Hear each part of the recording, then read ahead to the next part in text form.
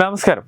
ഇന്ത്യയിൽ വിനോദസഞ്ചാരത്തിനെത്തിയ ഇസ്രയേലി വനിത കർണാടകയിലെ ഗ്രാമത്തിൽ അതിക്രൂരമായ ലൈംഗിക ആക്രമണത്തിന് ഇരയായപ്പോൾ അന്താരാഷ്ട്ര തലത്തിൽ തന്നെ ഇന്ത്യക്ക് തലകുനിക്കേണ്ടി വന്നു. സ്ത്രീ സുരക്ഷയാണ് ഏറ്റവും മുഖ്യ പ്രാധാന്യമെന്നും സ്ത്രീ സുരക്ഷയാണ് മുഖ്യ ലക്ഷ്യമെന്നും സ്നേഹത്തിന്റെ കട എന്ന് വിശേഷിപ്പിക്കുന്ന കോൺഗ്രസിന്റെ പ്രകടന പത്രികയും മുഖ്യമന്ത്രിയായി സിദ്ധരാമയ്യ അധികാരത്തിലെത്തിയപ്പോൾ സ്ത്രീ സുരക്ഷ പ്രാധാന്യം നൽകുമെന്ന് പറഞ്ഞ വാക്ക് ഇപ്പോൾ വെള്ളത്തിൽ വരച്ച വര പോലെയായി. 2 ഇന്ത്യൻ വംശജരായ പുരുഷന്മാരും ഒരു അമേരിക്കക്കാരനുമൊത്താണ് വനിത കർണാടകയിൽ സന്ദർശനത്തിനെത്തിയത്. കോപ്പൽ പട്ടണത്തിൽ ഒരു കനാൽ കാണിക്കുന്നതിനുമായി ബന്ധപ്പെട്ട് വനിതാ സംഘത്തെ കൊണ്ടുപോകുന്നതിനിടെയാണ് ആക്രമണം നടന്നത്. ഹംപിയിലായിരുന്നു ലോകരാജ്യത്തിനു മുന്നിൽ ഇന്ത്യക്ക് തലകുനിക്കേണ്ടി വന്ന ആ ദുരന്തം ഉണ്ടായത്. ഈ ദുരന്തം ഇന്ത്യയുടെ വിദേശ ബന്ധങ്ങളിൽ വിള്ളൽ വിടാൻ സാധ്യത കൂടുതലാണ്. അതുകൊണ്ട് തന്നെയാണ് കേന്ദ്ര ആഭ്യന്തര മന്ത്രാലയം ഉടൻ തന്നെ ചീഫ് സെക്രട്ടറിയോട് റിപ്പോർട്ട് തേടാൻ പോകുന്നത്. കൂടാതെ വിദേശകാര്യ മന്ത്രാലയവും ഉടൻ തന്നെ റിപ്പോർട്ട് തേടും. കാരണം ഇത് സാധാരണ ഒരു സംഭവമല്ല. ഇസ്രയേലി യുവതി, അതായത് ഇന്ത്യയിലേക്ക് ഭാരതത്തിലേക്ക് വിനോദയാത്രയുമായി ബന്ധപ്പെട്ട ഇസ്രയേലിൽ നിന്ന് വന്ന ഒരു യുവതി, ആ ഒരു യുവതിയെ അതിഥി ദേവോ ഭവ എന്ന ആ ഒരു ടാഗ് ലൈനോടുകൂടി നമ്മൾ ഇരു കൈ നീട്ടി സ്വീകരിച്ച് അവരുടെ സുരക്ഷ ഒരുക്കേണ്ടത് നമ്മുടെ കടമയാണ്, നമ്മുടെ കർത്തവ്യമാണ്.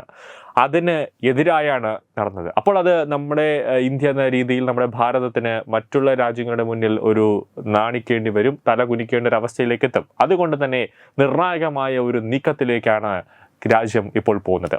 വിദേശിയെ ആക്രമിച്ചതിൽ ഇന്ത്യ അതീവ ഗൗരവത്തോടെയാണ് കാണുന്നത്. കർണാടകയിൽ വിദേശികളുടെ മരണത്തിൽ വ്യാപകമായ പ്രതിഷേധത്തിൽ അന്വേഷണം ശക്തമാകുകയും കേസുമായി ബന്ധപ്പെട്ട് പോലീസ് 2 വ്യക്തികളെ അറസ്റ്റ് ചെയ്തിരിക്കുകയാണ്. ഗംഗാവതി സിറ്റി സ്വദേശികളായ സായി മല്ലു, ചേതൻ സായി എന്നിവരാണ് അറസ്റ്റിലായിരിക്കുന്നത്. സംഭവത്തിൽ ഒരാൾ കൂടി പിടിയിലാവാനുണ്ട് എന്ന് കോപ്പാൽ SP റാം അരസിദി പറഞ്ഞിരിക്കുകയാണ്. കഴിഞ്ഞ ദിവസം രാത്രി സനാപൂർ തടാകത്തിന് സമീപത്ത് വാനനിരീക്ഷണത്തിന് എത്തിയപ്പോഴാണ് സംഘം ആക്രമണത്തിനിരയായത്. പുരുഷ സുഹൃത്തുക്കളെ കനാലിൽ തള്ളിയിട്ട ശേഷമായിരുന്നു പീഡനം.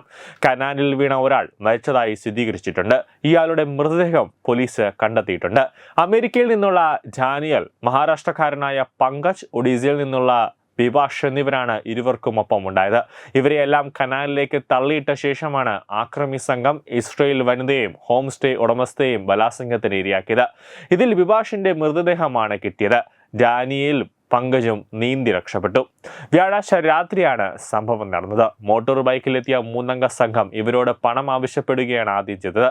തുടർന്ന് തർക്കം മൂത്തപ്പോൾ സംഘത്തിലുണ്ടായിരുന്ന 3 പുരുഷന്മാരെ ആക്രമികൾ കനാലിലേക്ക് തള്ളിയിടുകയായിരുന്നു.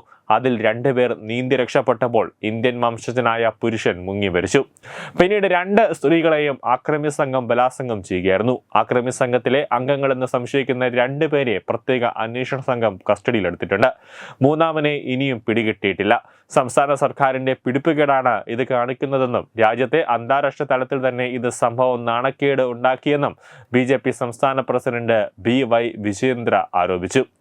വിനോദസഞ്ചാരികൾ ഉൾപ്പെടെ സംസ്ഥാനത്തിലെത്തുന്ന എല്ലാവരുടെയും സുരക്ഷ സർക്കാർ ഉറപ്പാക്കണമെന്നും BJP ആവശ്യപ്പെടുന്നുണ്ട്. അതേസമയം ഇന്ത്യയിൽ സ്ത്രീകൾക്ക് നേരെയുള്ള പീഡനങ്ങൾ വർദ്ധിച്ചു വരുന്നുവെന്ന് സൂചിപ്പിച്ചുകൊണ്ടാണ് പാശ്ചാത്യ മാധ്യമങ്ങൾ ഇക്കാര്യം റിപ്പോർട്ട് ചെയ്തിരിക്കുന്നത്.